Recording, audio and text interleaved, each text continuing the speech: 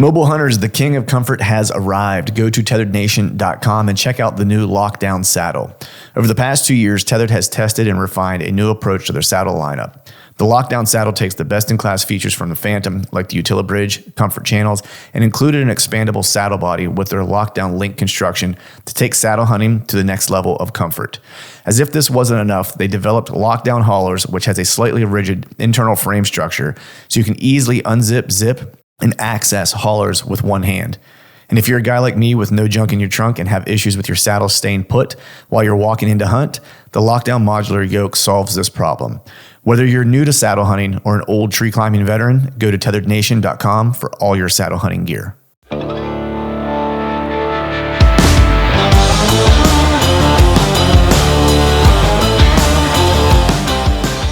All right, folks, welcome back to another episode of the Truth from the Stand Deer Hunting Podcast. And on the other end of the line, if you're watching the video, you will notice that mug, the long hair, the beard, the one, the only Mr. Cody DeQuista. What's going on, man? Dude, what's up, man? It's awesome to be back on. Season's starting. I'm jacked up. I'm looking forward to it, man. It's time to roll. Time to rock and roll. Yeah, man. How things been, man? So I know we'll just jump right into it, dude. You texted me the other day. You were planning on getting in a tree. So where was that at, dude? So I was actually I was along the river on some big public up in northern Wisconsin, and I didn't end up hunting, but I was doing a shit ton of scouting up there. Just been, over the last with me, September's iffy. Mm-hmm. If I'm caught up on work or if I don't have too much going on, I'll get out there, I'll get some reps in, do some scouting before like my Iowa, Illinois seasons kick off in October. So I was pounding a new piece of ground. I ended up scouting all that day. And then we had some gnarly weather come in. We got like 3 inches of rain. So I actually didn't sit that night, but I was scouting until pretty close to dark. So didn't get anything cool, exciting, but definitely some good sign up that way. It's big country too. It's like it's very steep, very ridgy, bluffs. It's not what you would think of if you think of Midwest and think of Wisconsin, but it's right in that in the heart of that driftless area. So and not coming from a lot of the guys out east, maybe not as quite as high as some of your hills, but definitely as steep. I think the average. I think those tops were sitting around 1,300, and then they go all the way down to the river, and then it's all flooded river bottom. So it's kind of shitty for access, and it's steep, and marshy mixed with ag. So definitely places where some big boys make it. So it's cool though. It's cool being able to get over there. Do you have any history with that area, or is that like all new area to you? It's kind of new in the last couple years. Predominantly, like I'm from Wisconsin, but from way eastern Wisconsin. So, right on Lake Michigan. So, my hunting in Wisconsin prior to that was very marshy but flat. So it's a lot flatter over there. Flat tracks, marsh, cattails, and then even in the suburbs of like Milwaukee area. You'd have like that dense timber, but very little elevation and all that to work with. And then when I moved to Iowa out here, we're in predominantly ag country, but it's really not like you would expect either. It's not super flat. Same thing with like predominantly where I hunt in Illinois, and like Missouri, you got the mix of ag, and it's like there's a lot of flat area. But in these particular areas I like to hone in on, have the bluffs and the hills. And if it's not a steady rolling, it's got some gnarly ridges. So I think it's like the perfect blend, it gives them that. So this area in particular, Wisconsin, I try to make it a mission to pop around and see different pieces every year and just kind of have, like an ace in a hole, not to where I would give it up and not hunt it if it was like super prime and I thought something could get killed there. But I sit, I actually put myself in the area of, I call it like the heart of the tri-state. So I can be to Wisconsin in 40 minutes. I can be to Illinois in 25 minutes, and I'm in Iowa. So like I'm right where all 3 states meet. So for me, having having places to hunt in all 3 states at least, and then even having another place, maybe in that 5-6 hour range. Like in 6 hours, I'm in the best part of Missouri you could be. In 7 hours, I could be in Kansas. So like I'm really kind of situated very, very nicely there. So yeah, it's just me kind of stacking my deck a little bit and just doing a little bit of groundwork. Yeah. So nice. That's awesome, man. Are there, so I guess like, it sounds like you're kind of, when you're looking at pieces, you're looking for like features and kind of aspects that are similar from place to place to place almost, right? Like, am I hearing that correctly? Yeah, depending. So like, yes, I like certain features. I also know what deters a lot of people too. And then, so it depends on the state. Like Wisconsin gets a lot more pressure than Illinois if we're talking about like, public ground or whatever. Right. And then there's a lot more ground. You got the big river running through here. So in a state like that, I'm looking at, okay, well, for one, the trickiest part to me is always what can I access relatively easy, but really you don't want to be on a piece that's easy to access because then everybody's going to be like, oh shit, look at this access. Yeah. And then it won't really deter a lot of people. So when I look at access, I don't look at the difficulty of access, but just if I can access any place that I need to. So if I look at a piece of ground and it's completely landlocked and there's one little easement that gets me in there, that could be a good thing. To me, it's kind of a bad thing because I know even for me, I'll walk through that spot, but if I look at like efficiency hunting it over time, it's a shit situation to be in. And I would rather have something that allowed me access from any area of the property, even if it was a gnarly bitch of an access, if I had to cross a river and then like wade through some stuff, or if I had to, drop a canoe in or something. But I want to be able to access from different areas because like a lot of times with wind and when you get on a deer and if you're really handcuffed to access, it sucks. So my first thing I'm looking at is access and in all different ways, shapes, or form. And I want to be in an area that I know holds good deer. Right. Are you using that river at all for access? Any boat access there? Oh, no, no. So actually, this is interesting. So there are, like, if you look up and down the Mississippi, there's insane, like, water pieces, like, on the Mississippi that you could use a boat. Usually you need a bigger boat. Like, the Mississippi is a pretty damn big river. And a lot of these pieces up in the driftless area are, like, they're touching the river.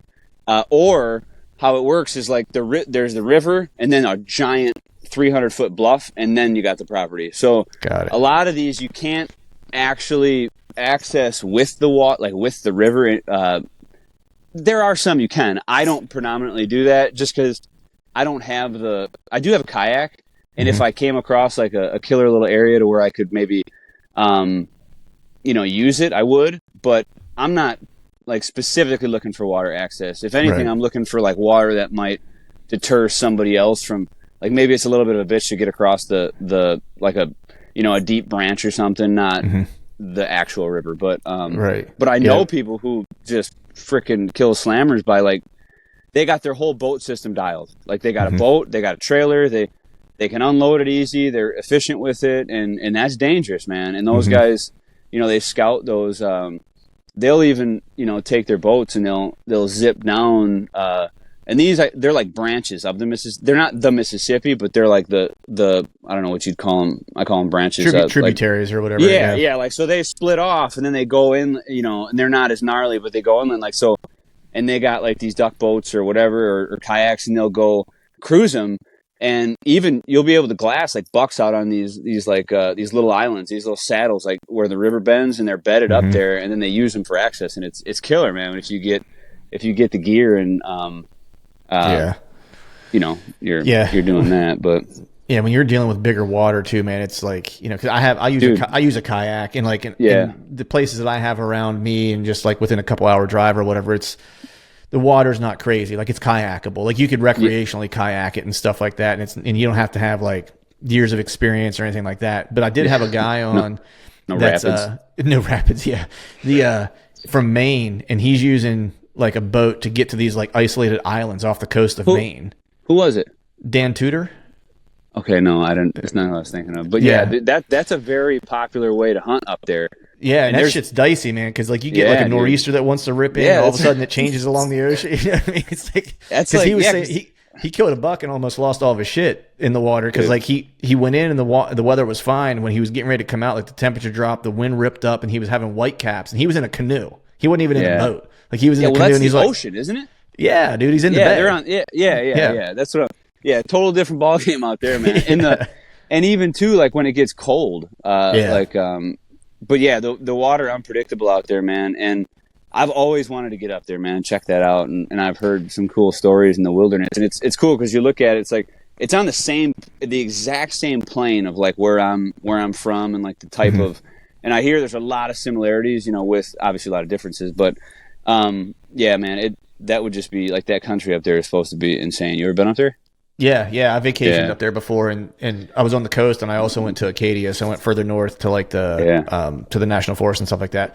But I got an invite to go up, like so I got a guy that can hook us up if we wanted to go and like check out the islands and hunt them and stuff like that, because their season opens early, and kind of what he was talking about was early season was the time to get on them. Like they're super predictable, really, because a lot of these islands he was saying, have like. He's like, some of them are inhabited where it's like, people live on them or whatever. He's like, and you're kind of almost doing like suburb hunting. He's like, and then there's some that are just like completely like nothing on it. Yeah. He's like, or there was like an old homestead that hadn't been lived in like 100 years. He's like, but there's like, a small apple orchard on it or something like that. Oh yeah. And he was like, he was like, the early season's the time to do it, man. He's like, cause it's like the weather's good, and they're patternable at that point. Like they're still kind of lazy and just doing their same thing every day. He's like, when you get into November, he's like, when most people want to hunt, he's like, that's when shit gets dicey. Because then the weather switches a lot on you. He's like, and that's when you have to be really careful, of going in and out on the water. Yeah, man, it intrigues me, man, because that stuff is totally different than what I do. So, and I'm always looking for like that experience, So yeah, that would be sick. Yeah. Well, so we might have to do that. That's all what I always like about you, man. You're always about the experience, dude. It's like, it's just everything you do. I'm usually open. Yeah. Usually open for any sort of invite. Yeah. I usually don't pass up shit like that. Yeah. It's just a matter of making the time. Speaking of that, man, it's first time, like I always get the question, with like the way I hunt and all that stuff, like, oh, well, do you do any elk hunting or do you whatever? And I'm always like, no, man, I've never done that. I've never leaped off that edge because I'm just afraid I'll like it too much, man. And it's been something I haven't dove into, but I went out to Colorado for the first time this year, dude, and just even being out there is awesome. Now I couldn't imagine getting into some awesome hunts and having that like, oh man. So it's yeah, dude. And I'm scared to go to too, man, because I'm the type like you might be like, hey, what the hell?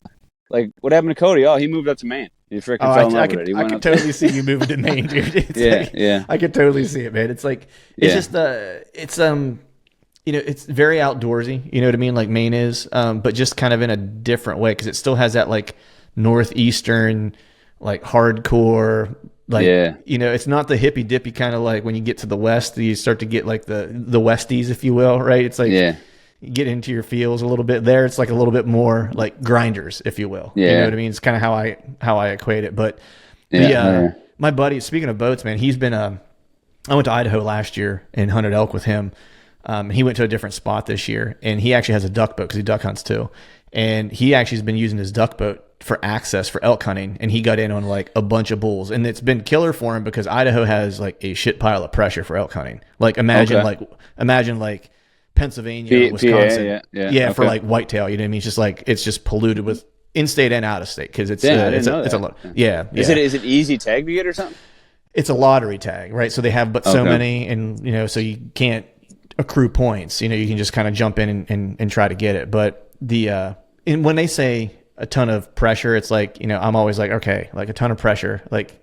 Let's be real here. Like you're still in Idaho. You're still only giving out so many tags. Like, it's not like Pennsylvania gun season where you got like 100, when you got like a million guys, with a gun. What is it? I heard like something crazy. Like there's like, or what is it? 24 hunters per square mile in something like that. Something. Yeah, man. Yeah. I mean, it's gone down a little bit over the years. Like I want to say like the peak. I want to say like the total license sales was like around 900 some odd thousand. I want to say we have, I saw like a number between like 700 and 800,000, like, deer license sales, like, is probably pretty normal for us. But like what people don't, it's funny because like that's a ton of hunters, and then I'll hear people talk about like the pressure in like another state, and I'm like, man, we've got more archery hunters than most states have hunters. Like we'll have like 300,000 archery tags sold, right? Which is like the total number of hunters like in all of Iowa. Yeah, that's freaking gnarly. It's So what? So what about Idaho? So he's been pressure. He's been using a duck boat. Yeah, like in and on like some of these lakes and stuff like that. And he got in on like a bunch of bulls. Like last year we were out there, and I think we saw one bull like the week that I was with him. And this year he's had like multiple encounters and had some really, really good hunts. And it's just like a little spot that like it's hard to get to. You can't get to it with even a regular boat. Like you got to have like, he has, I think it's called a jet boat, and his other buddy has like a mud boat, like for duck hunting. So it's like, he literally needs like an inch of water, and that's it. Like, so he can, you know what I mean? So he can get into like some of these really gnarly areas that most people can't get to. And so he's boating in and camping like close to the shore, like, in that area, and then hiking in the morning. Yeah. So he's got a pretty good setup, because it's tough hunting out there, man. Like just like, it's not like hunting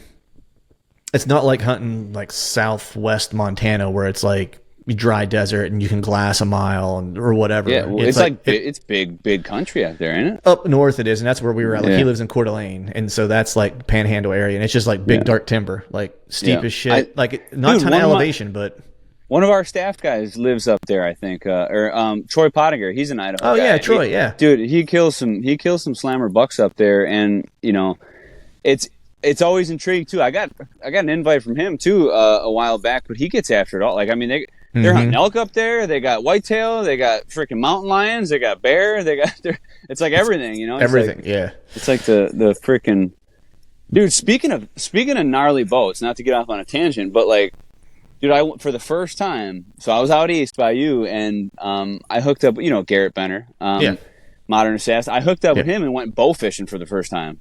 Dude, talk about a fucking blast, man. Like, dude, it was like 5 years. He'd always offer me up when I was out there, like, oh, we got to go bow fishing. Next time you're out, let's go bow fishing. And I just, I'm like, so this time I was like, fuck it, we're going bow fishing. And we did like the all-night outing with an outfit called like Working Class Outdoors Men or something, awesome dudes. But like, dude, we went out, man. It was gnarly, but they got the rig, dude. It's like, it just makes you like, appreciate like those people who put time into, like your dude with his boat for his elk, this guy with his boat for bow fishing. Like, dude, totally set up for what they're doing, game on. It's kind of how I look at tree stands. It's like it's really like, you fine tune that stuff, and then you get to know your niche of it, and it's freaking game over. Yeah, it's like.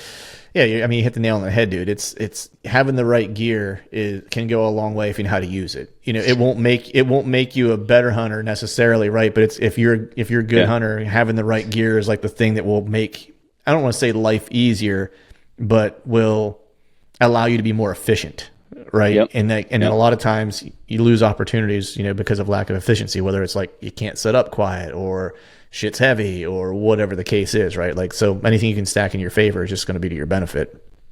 Oh yeah. Yeah. It even actually, it makes me think too, because it kind of goes with all this shit, but I always get the question of like, okay, well, like if you had to, like, what is it, or what's the one thing, or, the question I get a lot is like, what does it take to consistently kill whitetail? Because a lot of people, like they might get one and go like 4 years and not get one, or just never be in the game, or it's like everybody's always like, okay, well, like what's the thing? And I was talking to some guys this past year at the road show, and they're like, okay, like what's the thing? Like, what is the one thing that consistently kills whitetail? And like, obviously you can get into the nooks and crannies of this English muffin, and you can talk about, okay, well, your ground, you're how much money you got, how much time you got, or whatever. But like beyond, or like up in front of that, and it's the same thing with everything. It's the same thing with your jiu-jitsu. It's like, and I don't know if this is a word, but prioritization, is that a word? Or like, yeah, it is. So like identifying your priorities, and then like straight up grit and perseverance. Like The bottom line is if you make killing whitetails your top priority, or one of them at the top, and then you fucking go hard at it, you will consistently kill deer. And I don't care if you're from South Florida, and not that you might be killing deer in South Florida, but the biggest thing is like you have to be realistic. And first off, like when you identify that priority, like, okay, if your priority is one of the top priorities is to be a black belt in jiu-jitsu, then once you've made that decision, what does it take to get there? Well, that's just it. It's funny you say that, because like I've used this analogy since I started doing it, and because I had my coach on and we did a podcast session, we were just kind of talking about stuff and just about his approach, like his background, because he's a savage, man. He's like a 4th degree black belt, like, and that's like, those aren't super common, right? Like he's fought professionally, like he's competed in an ADC world, in the worlds and stuff like that. And he's a savage. And so we were talking about it, and he just kind of made a comment to me the one day, he's like, anyone who's ever wanted to become a black belt did. You know what I mean? Like, he's like, because it just takes, it just takes time, commitment, and consistency of like putting forth the effort. See, and that's what people, that's an awesome point, awesome thing, because I hear it all the time, and there's a lot of people, especially in areas that aren't like populated with very big deer or have crazy hunting pressure. And it's just like, so let's say you take one of those guys who wanted to be a black belt, and let's say you put them in the most podunk town, like Nebraska, population 67 people, no gas station, nowhere to train jiu-jitsu, like nothing but the internet. If that motherfucker wants to be a black belt, he will find a way to get to a town that has a gym, then train with the right people, then probably move to another town and escalate his training. Will he be a black belt never attending a jiu-jitsu class, staying in that 200-person town? Right. Fuck no, right? No. I mean, like, I don't think there's any way you can do that shit on the internet. So it's the same concept. So if you're sitting and you live in South Florida, or you live in Alabama, or or wherever, I mean, another state where it's a freaking grind, and you don't have a lot of big deer, it seems crazy to say, but if whitetail hunting is your priority and it's your passion, and like, you may need to think about either getting to a different area or doing something for yourself that's going to allow you got to prioritize now, and to allow you to have way more time out of state that time of year. Like, you have to build that road for yourself to go down. And you got to be willing to put the time. You got to be willing to put the time in too, right? Because there's a lot of. Well, I'm saying, so that's the second part. First part is make your priorities. Yep. If that's your priority, you have to make that decision. Then it's like, okay, what do I have to do to make this priority a reality, or to make this? Then once you've set yourself up, then you need to work your ass off. Because just because you moved yourself to this place to where you can now train with all these great jiu-jitsu trainers, like, that don't mean shit. Now the work starts. Now you bust your ass, and now so it's that's where the consistency and perseverance comes in. So I've heard it before, like, oh well, you have to own great ground to be a consistent killer. Not true. I know people who don't own a sliver of ground, and they kill good deer. They're just and I know people from the South who they scratch and fucking claw, and they mow lawns, and they do whatever they got to do, and then or they have a certain job that allows them November off, like they're doing whatever they got to do, and then they spend that magic month in a different state, and then they bust their ass, and then they and whether it's public or private, or whether they go save up and pay for that ground, those are all the little things that, like, we can bicker back and forth about, like, okay, well, you're hunting this piece, that piece, but at the bare bones level, it takes prioritizing that as a commitment of your life, and then working your ass off. It's like those two things. I mean, I just had Eddie Claypool on. I don't know if you ever listened to anything he's done or read anything that he's done, but he's been DIY bow hunting, traveling since like the late 70s, like everything, and he's a killer with elk, dude. Like, I think he didn't get one like a year or two ago, but like, basically he told me the first time I had him on, this was like, I think the first time I had him on the show was like 3 years ago. And he was like, basically from 1980 until like 2020, the only year he didn't kill an elk out west was in 1980 was his first year. And he never knew shit about it. He just went to Colorado and was like, I'm going to figure it out. And he's a killer. Grinder. And he's killed like a bunch of big deer. He's from Oklahoma. He's hunted pretty much everywhere. And he was like a welder. And he was like, I would work my ass off all year long, right? And anytime I had to travel for something, I would try to schedule like an extra day or two and stop and scout somewhere or whatever.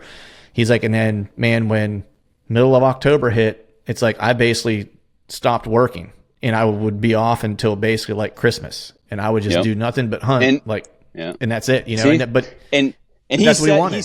He set that up for himself. Yes. Like and you know, and then half the people listening to this might be, oh, it must be nice. I wish I could take nice. on. Well, I mean, but then that's when everybody's got to check themselves, and you have to realize that could be you too. You could do that. Like, dude, I fucking love that, man.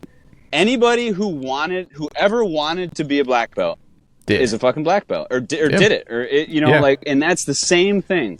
You gotta fucking want it, dude. You gotta want it bad enough, and that goes for anything. Yeah, and you want to ace there's a bunch of you want to ace that test, like, you know, you gotta if put you really want. in.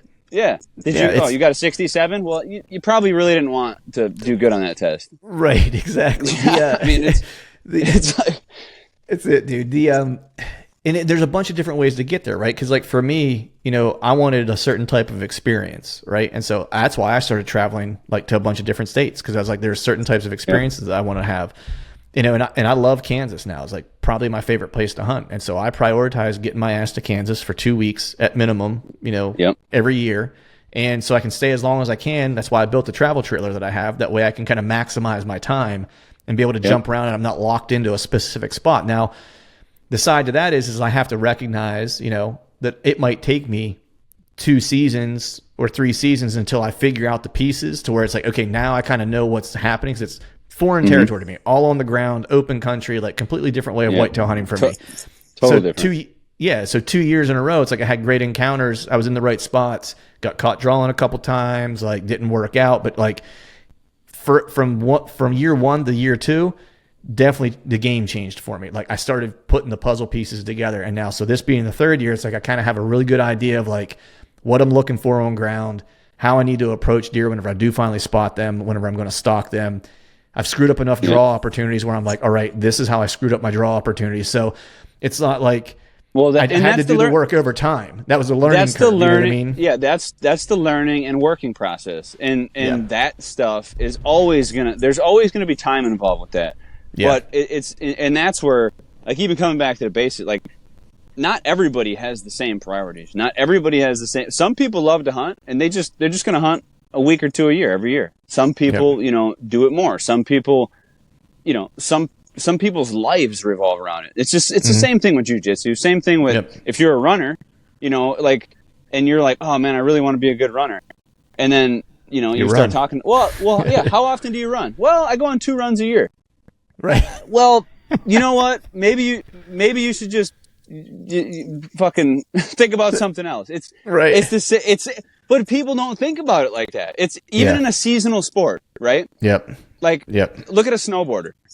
Mm-hmm. Anybody who really takes snowboarding serious, for one, they know it's a seasonal thing, right? So they prioritize and they make it like a necessity to get to the mountains out of season, to get the reps in, to train.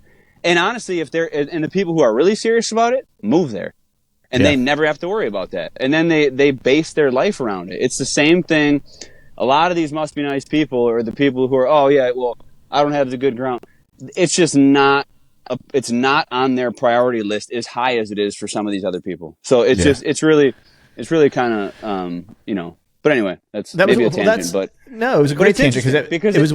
I think it gives perspective, you know. No, it totally does, and it was one of the things I wanted to talk to you about, because you know we were, you know, when you were on last time, we had talked about, hey, let's get back together again. You know, you had a race coming up, and you know, and I had a jiu-jitsu tournament that was coming up shortly after that, and we were going to kind of talk about that, and then our schedules got busy. I know you were traveling all summer and stuff like that with the road show, and so this was the first time we were able to get together. But one of the things I was thinking of, because this is what I'm hitting now, right? Where, you know, you have a family, you're super into like fitness, right? And being in shape and like being, a grinder and making sure like, you're at peak form, you know what I mean? Whether it's you're going to do a race or just you're in life in general, right? And then you have, and you're a diehard bow hunter, right? You're a dying breed. Like, how do you like that? Work that in there. Dude, I like that. That's perfect. And it's a lot, right? And so like for me, I'm kind of going through this now, trying to figure it out a little bit because, and I know you love all those, and you have family, right? And you love all those things, right? Those things are all very important to you, It's tough. Those are my priorities right there. You just listed all of them. That's pretty much it. Yep. And so for me, it's like family, right? Bow hunting. And then, the new one in the past like year and a half has been jujitsu, which I've just like fallen in love with, and like I'm in this struggle now where it's like, because this is the first season I've had to balance like training and trying to get out for hunts. You know what I mean? And dude, that's serious, man. That's a conundrum. And even too with something like jiu-jitsu, it's not something which has honestly been a big man, I'm sorry for these cicadas are going crazy or something. I don't know if we can hear that, but the bugs. But I'm outside in the field if you didn't know. I'm in the van.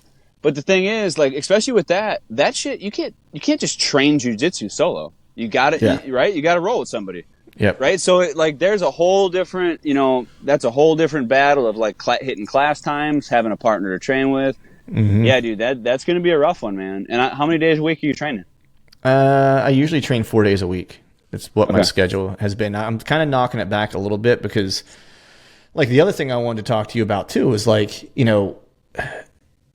it's like, how have you managed, because you've been lifting and working out like in a serious way for a long time, right? And bundling it with hunting and all the stuff you do. And so aside from like the prioritization of like family, athletics, hunting, like this is the first year that I've had like an injury during the season that's like put me in like a bad place, right? Where it's like I messed up my shoulder. I've not been able to shoot my bow really, and since like August, like I had to take a backup bow and drop it down to 48 pounds just to be able to draw it, and then and so it's like I've kind of been behind the 8 ball, right? And so how have you managed like trying to stay injury free, knowing that like your hunting time is like a very specific time, but still being dedicated to like those outdoor things and like sport things that you are dedicated to? It's tough because so for instance, like this is something that a lot of people don't know or might not never have got into, but I was obsessed with fitness and that type of stuff probably from before I got big into hunting. Like it was all, and that was always something that was very high on my priority list. And except back then I was way more diverse and I was really big in extreme sports and a lot of times, like in the snowboarding and skating scene and things like that, like that's when I would get hurt a lot. Like I'd, just breaking bones left and right back then. And that was something I had to pedal back on because of that, because I knew, when hunting became up there on the priority list too, like there was certain things that I knew I just like, well, I can't break my arm. I can't miss a bow season. So I have to find a different way. And so from early on, I've been like, sort of like just chasing that fitness high in all different ways, shapes, and form. And even, man, it was shit when I was like 21 or something. I can't remember. I got into a really bad car accident, and it happened to where it was like it happened like March 1st. And I was in a recliner for like 3 months, and I, busted a bunch of ribs. I broke my collarbone, broke my arm, broke my leg. Like I was just totally freaking wrecked. And I remember like hunting that year, like just hobbling out into the woods and like could barely pull a bow back, and I was hunting. So it's just always been one of those things where like my goal then became like, dude, you need to get your shit ready.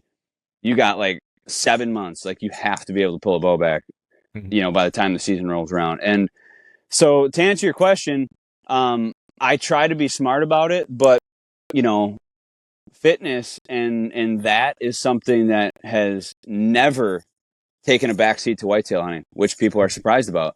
Like people think that, oh, well, like it's hunting season now, you're not going to work out. Oh, fuck no, absolutely not.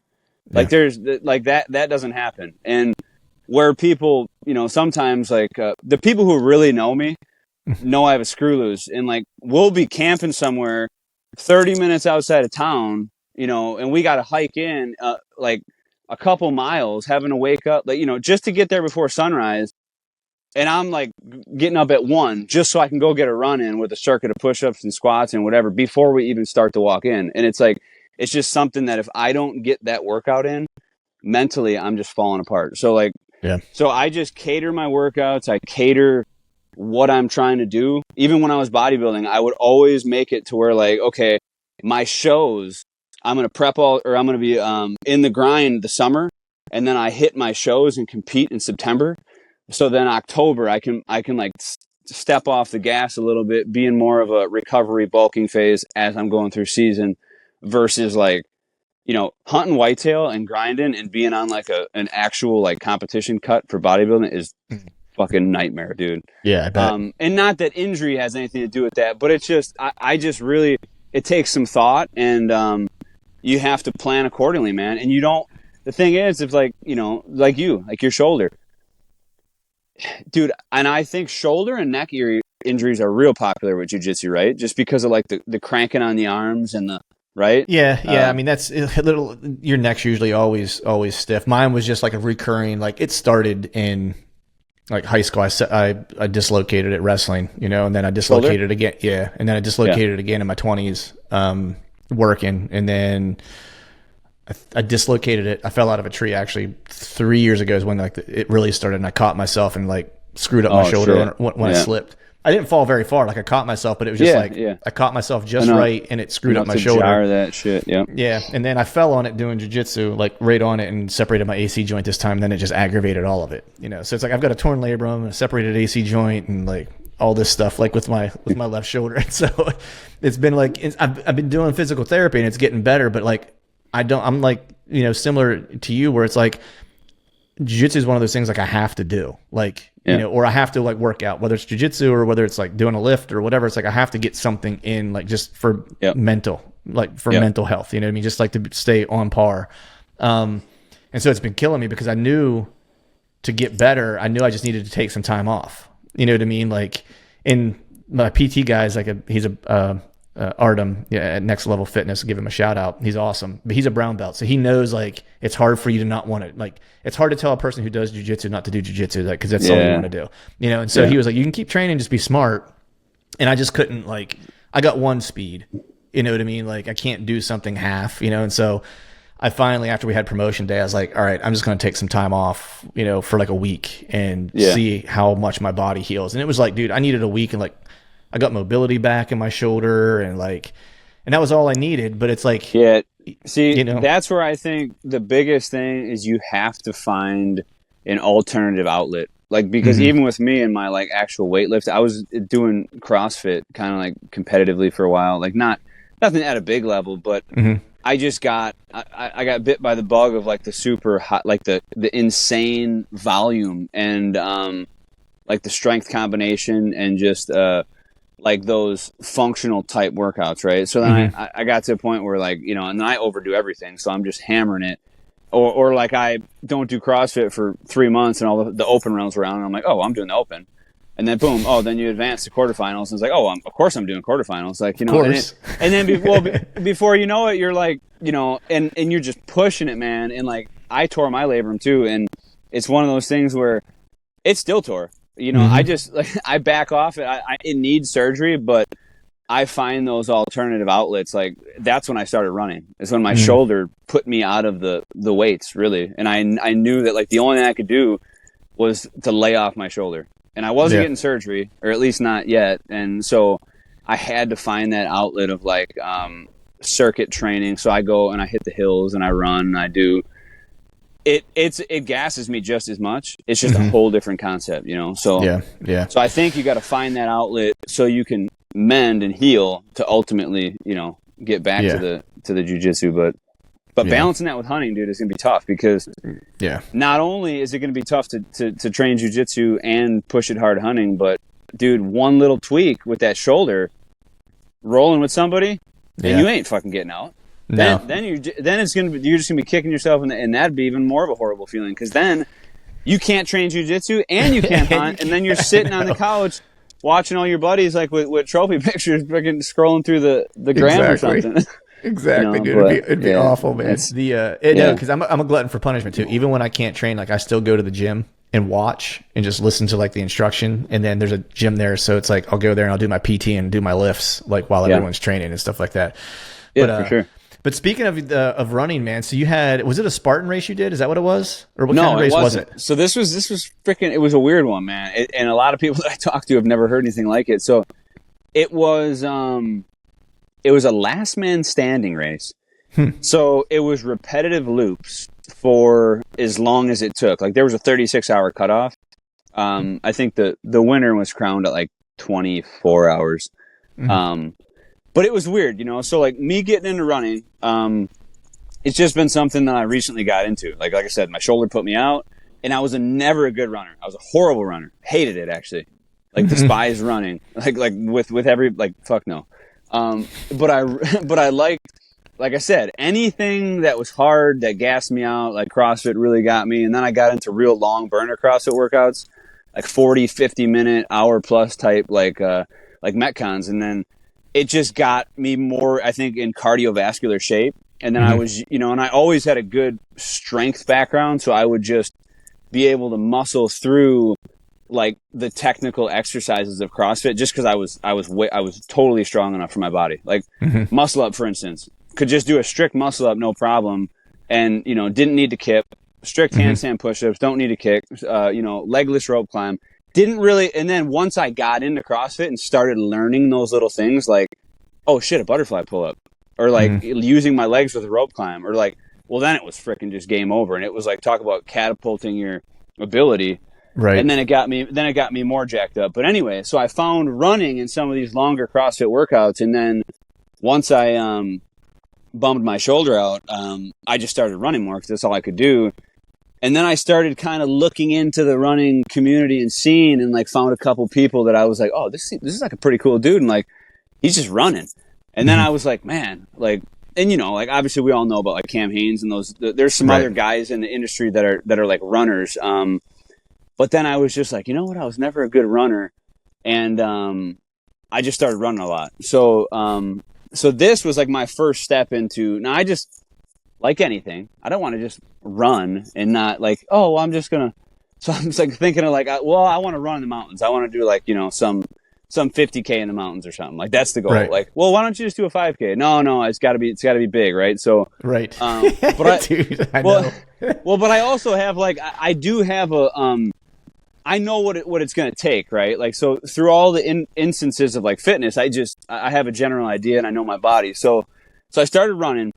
And this race was sort of like a baby step into just like getting like that kind of baptism into the running community, into like somewhat of an ultra style, like seeing the people, seeing how events are set up, like you know, seeing what it's like to be on my feet for 24 hours, like, or whatever, you know. And even getting there, like, you know, a lot of guys there, the people who won it were actually, I mean, I think they did multiple 100-mile races and stuff, and you know, they're and that was my first race I ever did. So what it was a last man standing race where it was repetitive loops, and you had a timer, you had a time clock that restarted. So you had X amount of minutes to finish a loop, and then it started back up, and if you weren't in the gate to go on the next loop, then you were disqualified, and you DNF'd. So, and it was whoever could stay in the longest. And there was a single division, you know, so there were solos, and then there was teams. And I actually did it with a buddy who has done some races before, and I was kind of like looking at him for some coaching. So I did this as like a baby step and into training for some stuff, and it was a gnarly course in the driftless area of Wisconsin, actually. So I think there was like 700, or it was something around like 700 feet of elevation per 1.3 mile loop. So it was a freaking just gnarly hill, right? It was up a hill, or it was on a small tract of property in the driftless zone, and it was real technical, very rocky. I mean, I'm talking freaking big boulder, loose rocks.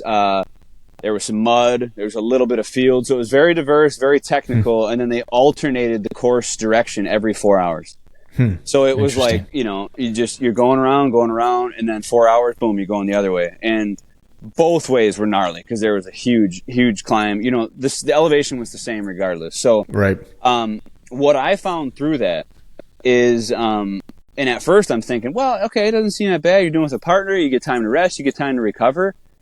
That was actually worse than, like, what became worse 14, 15, 16 hours in was like, okay, it's 30 degrees now. It's the middle of the night.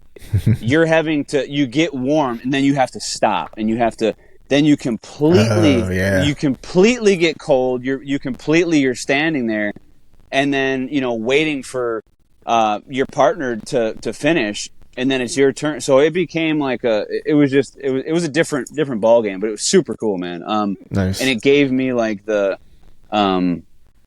it gave me a really good vision into it, and like seeing how my body felt after my buddy had his hammy locked up 18 hours in, and he was just skirting by he was just making it in the zone before the cutoff, and I think we did about 38 miles. So or I did 38, he did 38. So nice. Collectively, so we didn't win, but it was cool. It was a good time, and since then I've ran every single day. So it's nice. I made a goal after that, like, okay, well, now I just need to get some like serious miles and build up those ligaments and tendons, and like the goal is to be able to do like a mountain 50K and then be like completely fine. Like I don't want to. Right. I don't want to build up to something and be fucking wrecked after. Like those guys who train to do a marathon, then they can't move for 2 months. Fuck that. Yeah. That's definitely not what I'm looking for. So nice, man. So when you gonna? That's kind of that in a nutshell. When you gonna do your next one? When's the? So I haven't signed up for anything officially yet, but it's going to be probably in the spring. So it'll be in the spring sometime, and I'm thinking about going out to Colorado or going. So there's one actually there's a gnarly one in Virginia. In the I think it goes through parts of the AT. There's a pretty sick one there, and then there's a couple really cool ones out in Colorado that I've been scoping, and that's got the elevation element too. So that'll be and altitude. That's what I meant. Yeah, altitude. Yeah. So which is a wrench too, man. Dude, I know what you're saying, man, with the bug biting you do, because it's like when I first started jiu-jitsu, I was like, I'm just going to train. Like, I'll never compete. I was like, I don't have any desire to compete. Well, it's like I did 2 tournaments last year. I was going to do a third if I didn't like mess up my shoulder, and I'm already chomping at the bit because I got promoted, right? I got a new belt, and so now I'm kind of like, man, I just jacked up. Yeah. Now I'm like, I want to do a blue belt competition now. I was like, because I got a new belt, I want to see how I do in that division. Because I did well, as a newbie. Yeah. I was like, I want to compete against guys that are better, and I want to see how I do with that. Oh yeah. And dude, it's a natural progression, man. It's just I love it, man. I mean, there's nothing like competing. I mean, and that's part of the chase of like chasing whitetails too, man. It's like you're competing against people who are an animal that has the upper hand on you in every situation. And that's kind of what I like about jiu-jitsu. It's like I try to roll with the better guys, as much as I possibly can, because I like that ability. Like even if I lose, I want to know where I stand. You know what I mean? I want to know. Dude, that's the whole dying breed bowhunter push in a nutshell, right there. It's about pushing yourself, and it's like. It's the natural progression, I think, to want things to be harder, to want a more of a challenge. It's about like those guys who it'd be like you rolling with somebody who was way under your belt level. Like, well, okay, and then you beat them. Well, right. Where's the awesomeness in that? Like, it's about raising that bar, looking for that bigger deer. Maybe pushing into that deeper area. Making it a little harder. Like the industry and everything's become so obsessed with making everything easier. Oh, that's such a good point. Here you go. Here's this site. You don't even have to aim. Now you just close your eyes and press a button, and maybe it's not that crazy, but I'm saying like if they came out with that, everybody'd be like, oh fuck yeah, hell yeah, like oh shit, give me that. Oh shit, a grapple net, like I can just net them, and then or just like a freaking, not even have to aim. Yeah. Just crazy stuff, So it's like, dude, it's removing us. It's removing us from what's so awesome about the sport and about what we're doing, or whatever, pastime, sport, whatever you want to call it. Some people get all, weirded out calling it a sport, but right. The pursuit, the hunt, hunting animals, man, it's as primal and it's so deep down in our, in our DNA, and we go so back with it, and getting closer to getting closer to the animals, like closer to the actual, the scouting, the the reading of sign, the killing, the processing, the entire cycle, man. Like it's just, and it seems like everything is just everything's the geared, other way. No matter what in life, everything seems to be geared toward making it easier for you, as opposed 100%. To everything. And easy isn't always better. I mean, no. you might end up getting a result that you were looking for, like, or achieve like whatever the little like trinket is at the end of the rainbow that you were trying to get. But there's a reason why certain things that are really, really valuable are hard. It's because it's not meant for everybody to have. Yeah. You know what I mean? Yeah. It's like it's what creates the gate of having an elite club. It's like making it to the NFL, right? As an example, right? It's like the NFL wouldn't be nearly as interesting if everybody could do it. You know what I mean? The reason 100%. Why it's interesting is because like those dudes are freaks. Like you shouldn't be able to weigh 300 pounds and run a 4.5. Like that's like unheard of. You know what I mean? And so it's like this elite group and like the Hall of Fame or whatever. You know what I mean? And I think you're 100% right, man. And that, to me, that's why, part of the reason why I love going to Kansas is what you were talking about, man. It's like I love being at ground level with those deer. Like, and I specifically go to a part of Kansas where it's like there's almost zero chance of me being able to get into a tree. Like there's just not there's either not trees or they're all super thorny locust trees that if you'd like to get cut up, you can climb it if you like, but it's just like being on ground level with them and like trying to beat them at their own game is like the hardest thing from a hunting standpoint that I've ever done, aside from using a trad bow. And that's like the thing that I want to eventually add to it is like to kill one on the ground with traditional archery equipment in the plains. Yeah, it'd be a rush, man. I'll tell you that. Yeah, for sure.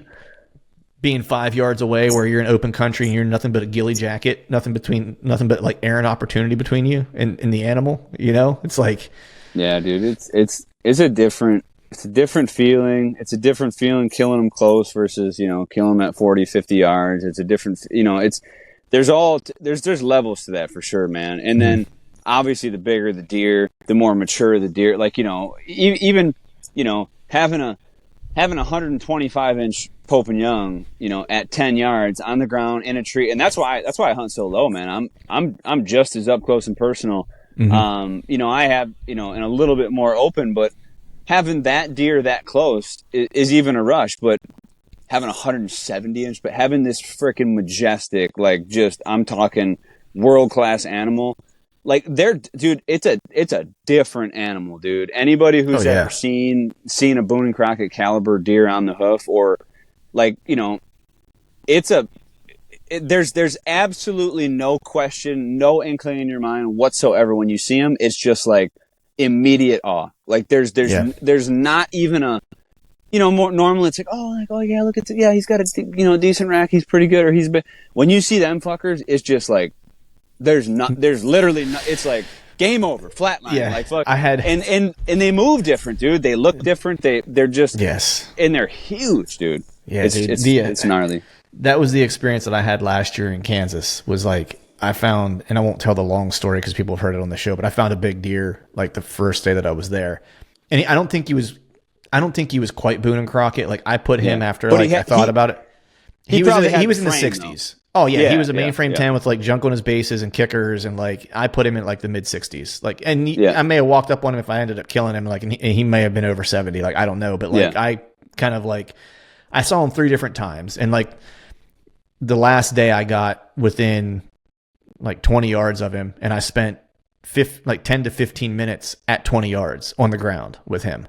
And it was like I was just waiting for enough daylight so I could see to make sure I wasn't going to hit any saplings to try to get an arrow in him. And he was snort wheezing at me. He was pissed off. Like, And it was bananas, man. Like I'd never been that close to that mature of a deer and one that was that big for that long and not be in a tree. Like where it's like the only reason I was safe is because I had a ghillie jacket on and the draw that I came up out of was behind me. So he couldn't see me because it was all dark behind me, but I could see him with like the moonlight when there was a tree I was trying to get to set up under.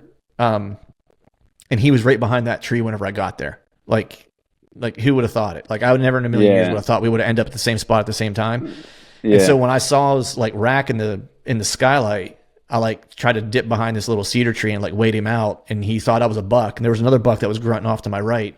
So he thought there were two bucks trying to get in on his girlfriend, you know? Dude. And so he was snort wheezing. He was pissed off. And like, it was bananas, man. And that, to your point, it's like, that was a different level. You know what I mean? Where dude, it was like, I'm there with you right now, man. I can picture it, dude. I'm getting fired up. Like, no, that I can literally imagine that situation. You're coming in and dude, like seeing him too with the backlit moon, like that's how you seen him too, coming into that ambush spot and knowing you were in the right spot too. And then it's like playing that game and like, okay, who's gonna win? Like you guys are right. Like I had that, you know, it's like, dude, it's a different thing, and that's the thing too. Like even a lot of people throw around the term balloon crockett or whatever, or we're like in this case we're talking something over 170, but like even frame wise, there's a lot of bucks that get killed every year. Like there's a lot of deer that a lot of deer go over 170, and they're really not that big of rack deer.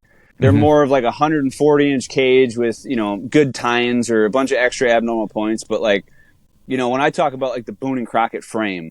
Like what what it takes to reach 170 with a basic frame. Like those mature old bucks, like those bigger deer, they possess a different frame than your average deer. It's 27-inch beams. It's 18 to 20 inches wide normally. Like it's that punch bowl, man. And like some deer they might not make 170, but they have that frame. Like dude. And that was like I saw him the second day I was there. I saw some does. Like I was headed to the head of this draw, and I went in with some daylight, and I made it like part way up in the CRP field, and it's all lined with like cedars. And so I stopped part way up because there was a buck off to my right. I thought I might kill him. He was probably like in the 30s, and then he ended up working his way like past me, but.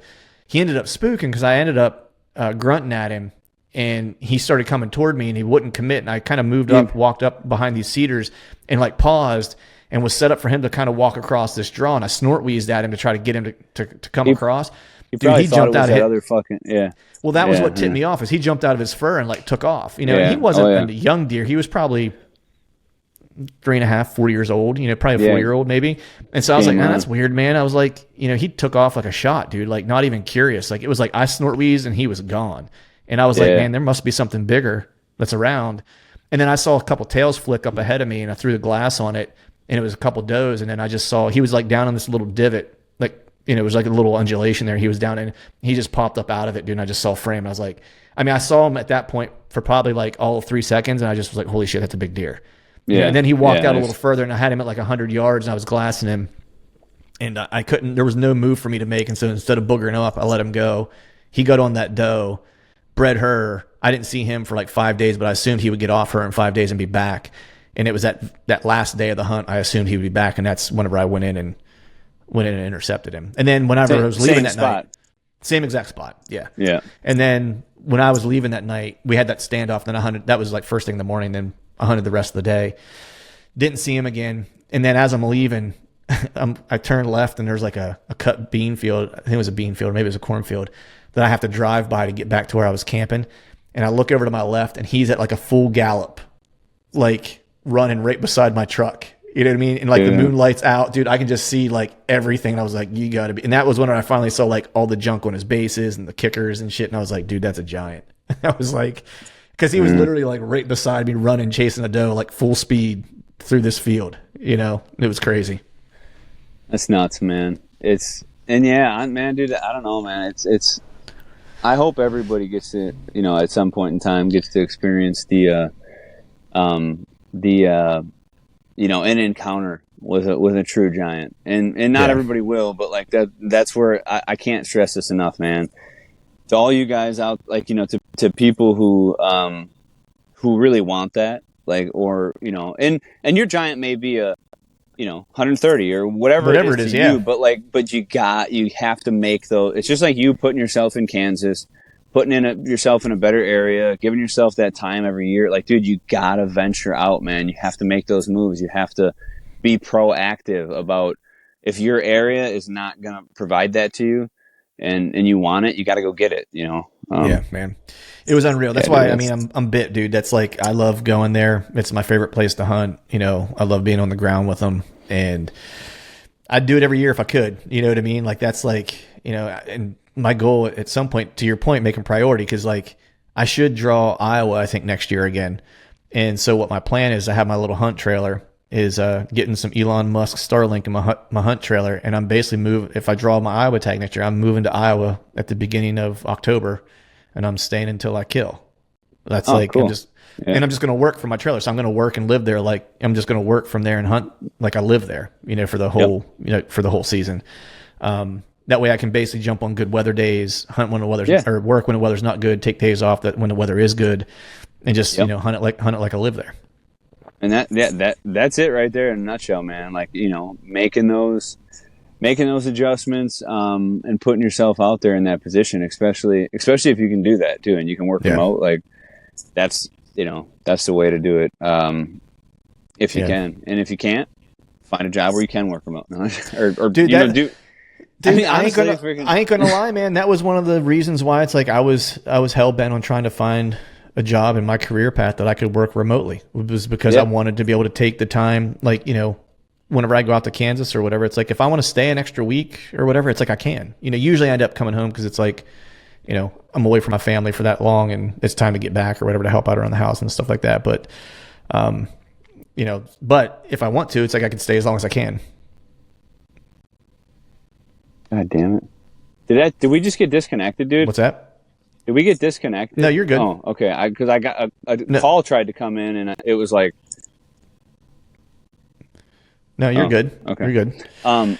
Yeah, dude, and that's really like, that's sometimes it's like you hear, oh, I only got 2 days of vacation, and it sucks hearing that, but at the same time, like, dude, you got to make moves, man. You got to do something to get yourself in a better position, like or work at if it's a priority. So yeah, but speaking of deer, man, what do you got targeted this year, buddy? Like, what do you got your eye on something? No, I mean, well, not yet, man. I haven't kicked it into gear yet, and that's the thing about me too. Like, so ever since I gave up trail cameras, so many years ago now, that like, it's one of those things where it's a time thing for me, and like, I don't know anything right now. I have my properties. That's why it's one of the biggest, or one of the big reasons why, like, even, being out of state. Well, why didn't you hunt? You're out of state for 3 days. Well, I had to bust my ass and do all the intel work. I don't have cameras out there telling me what's going on. I don't know what's there. I have to find out, but that's how I like it. I like to, and it requires more time and it requires more work up front, but I feel better about the process, and I know I can rely on what I'm getting, versus sometimes it'll help me out. It would help me out, like, knowing or having some prior intel of deer. But now, dude, I'm in such a different realm of like what I get out of hunting, that it's not like a job anymore. It's not like a some crazy objective goal, or like I still want to kill great deer, but the unknown is my main driving factor now. Like, I just, dude, I want to know I don't want to know what I could possibly get into, and I want to let the land tell me where to be, and really keep it at a like the most bare bones level it can be. So with that being said, when the season comes in, I usually go into like crazy type catch up mode, right? So like my seasons start with like rigorous scouting, a lot of intel gathering, all immediate. Like, I don't just bop into somewhere and start hunting, because I just don't have any intel. Nothing's getting me intel, so I have to get that intel for myself. So like about a week into season, wherever I'm at, I'll have a damn good idea of what's around, or at least or I'll be getting into cracking that nut. But I'll still never, it fully know what's exactly there. Intentionally though, like, some of the worst years I've had were like, I was pinned onto a couple properties, I had a couple things in my back pocket, but like knowing that there was like not a lot there was like really disheartening. And then, or vice versa. Right. I might have some intel and then you get blinded with it, dude. And I think this trail camera shit is a lot like social media nowadays and shit too. It's just fucking dopamine, dude. It can be fool's gold, man. And not sure. That, like, it can be crazy. It can be crazy beneficial, but it's like, it's addictive, dude. It's the addictive process of pulling a card, not knowing it's like the fucking lottery, dude. It's like you're pulling the fucking thing, dude. I'm telling you, click, click, click, click, click, dude. It becomes you got to quit that shit. To get off it, you got to like almost cold turkey it. Dude, it's like how it goes, scrolling on Instagram, just dopamine. It's the same thing with trail cameras, man. And before you know it, you're spending $1,000 a month. I was talking. Your money's missing out of your dresser and your daughter's knocked up. You know what I mean? Right. Crazy glue sniffer. I know exactly where you were going, dude. Shit, what was I going to say? Like, it's funny that you mentioned that because I'm kind of forced into that this year to a degree, and I'm kind of like enjoying it. I do have some cameras out, but I didn't get to do nearly as much like postseason scouting as I usually do. I had a bunch of stuff come up this like winter and spring that just like some family stuff that I wasn't able to get out as like I usually do. And I was talking to Tony Peterson about this, and I was like, I don't know. I was like, maybe this is the way I should do it. I was like, maybe this will be a better season, or maybe I'll enjoy it more because I don't have like all the pressure of like thinking I know what's in a spot or trying to find a specific deer. It's like, I'm just going to go out and like figure it out and see what happens. You know what I mean? I was like, and I don't really have a whole lot of expectation. I have a sense of a couple deer that are around, but just because I've seen them for a couple years, like, and this is, and I know that they're still alive, but other than that, it's like, I don't know, you know what I mean? Cause I've had those years like you're talking about, like last year, like locally for me, I was bummed out because there wasn't a single deer that I really wanted to hunt. You know what I mean? And like, it just somewhat killed my drive to want to like even go out on certain days. Cause I'm like, I know I'm just going to go out and sit. Like there's nothing that's going to walk by. It's going to get me excited. That sucks. And then, I mean, there was one deer and I had an encounter with him, just couldn't get an arrow in him. But the north piece, the big woods piece that I've been kind of fooling with, like there's a bunch of really good deer there. And so regardless of whether or not, I know that they're there or not specifically, it's like, I know that they're there. Yeah. So. Yeah, man. Well, cool, man. Oh, no. I'm sorry, go ahead. I was just replaying in my head. Yeah, man. Well, we've been chopping it up, dude, for a little over an hour. I do got jiu-jitsu. Speaking of training and prioritizing, I'm going to prioritize and get my ass to jiu-jitsu since my shoulder's feeling better. Try not to hurt it. But before I let you get out of here, dude, let people know where they can find out more about what's going on with you, all the different brands and companies that you're working with and stuff like that, where they can get a hold of all that. So my Instagram handle is dyingbreed_Bowhunter, and a lot of my stuff you'll find through there. Lone Wolf Custom Gear on Instagram, Womo Outdoors on Instagram. That's pretty much all of it. We do the Mobile Hunter Roadshow. That's on Instagram as well. But I got some big things I'm working on with an in-season vlog through my Dying Breed Bowhunter YouTube channel too. So that'll be like, we'll be launching that in the next week or so. So if you're interested in some kind of day in, day out scouting, hunting, firsthand from me, like my Instagram story content, that's where you'll find that. So. Hell yeah, man. Awesome, man. I'm gonna be checking that out, buddy. Hey, good luck to you, brother. And we're gonna have to stay in touch over the course of the season, see how you're doing, and I'm looking forward to that race in the spring, man. We'll chop it up before then. Good talking, dude. Good luck. All right, folks, that is a wrap for today's show. I'd like to thank all of you for listening, and if you haven't yet, please head over to iTunes and leave us a 5-star rating, and be sure to subscribe to the podcast. And while you're at it, head over to YouTube and give us a sub there as well. I'd be super appreciative if you would do those couple things for me. And before I shut this thing down, we need to give a big shout out to our partners who continue to help us make this podcast possible. Tethered, Exodus Outdoor Gear, and Genesee Beer. And until next time, we'll see y'all.